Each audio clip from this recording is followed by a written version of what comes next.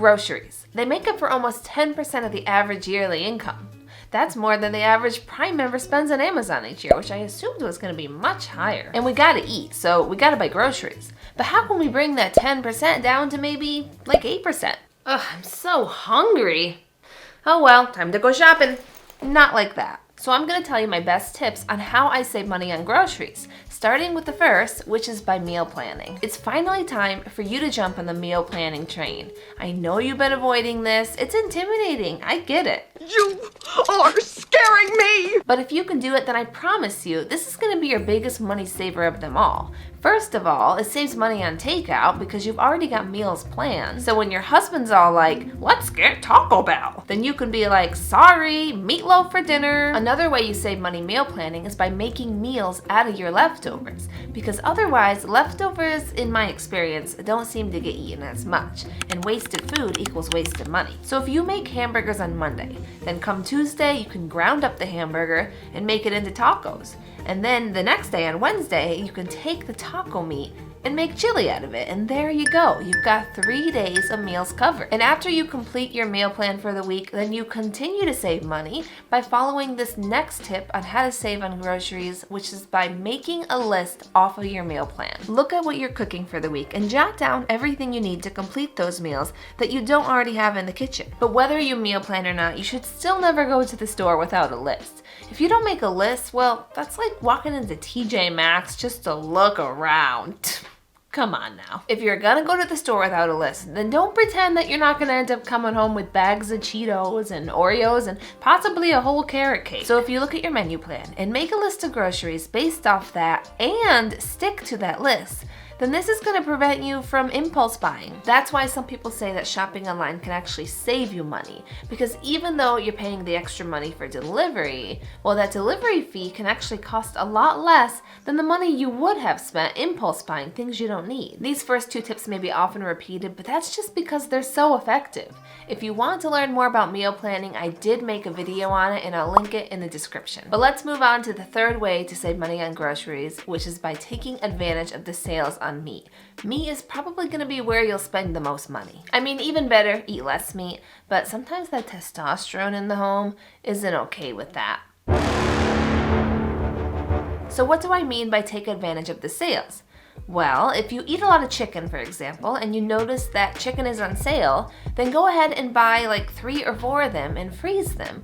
So then you won't have to buy chicken when it's full price. But only do this if it's a meat you know you'll eat. Otherwise, you're not saving money. I try my best not to buy meat when it's not on sale. So I'm really counting on those sale days when I can buy 4 chickens and stock up for the month. Moving on to my 4th grocery saving tip, which is to not be fooled by certain coupons. You have no power over me. Do you ever get a coupon that says if you spend $150, we'll give you $15 off?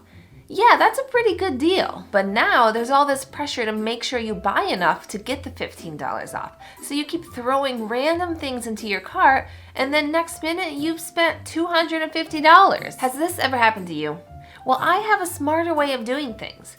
Like this video if you like to be smart. Next time you get one of these coupons, buy your groceries like you normally would if you didn't have a coupon. But instead, I want you to stock up on items that you know you're gonna need in another 20 years. Go ahead and buy the 24-pack of toilet paper or 2 large containers of laundry detergent, get the 8-pack of paper towels or the 4 gallons of ice cream. These are things you know you're going to use sooner or later. And with these higher priced and needed items, you're going to get your $15 off without spending any more money because you know you'll be buying these things over the next few months anyway.